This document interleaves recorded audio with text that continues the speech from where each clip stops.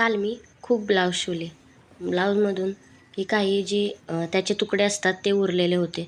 तर यातून मी विचार करत होते की काय शिवू काय शिवू, आणि हे मला टाकून पण द्यायचे नव्हते. तर ह्यात मस्तपैकी काठाचे कापड होते. तर यातून मी आज बघा देवांसाठी वस्त्र शिवलेले आहेत.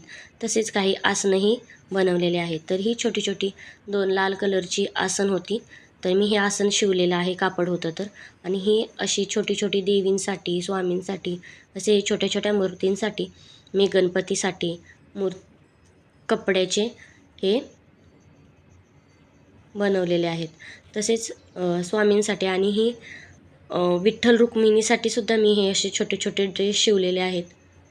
तर याचे फुल व्हिडिओ जो आहे तो माझ्या चॅनलवरती आहे. देवांना आसनं कशी शिवायची, वस्त्र कशी शिवायची. आणि हा सुद्धा एक व्हिडिओ आवडला असेल तर व्हिडिओला लाईक नक्की करा आणि चॅनलला सबस्क्राईबसुद्धा करून जावा.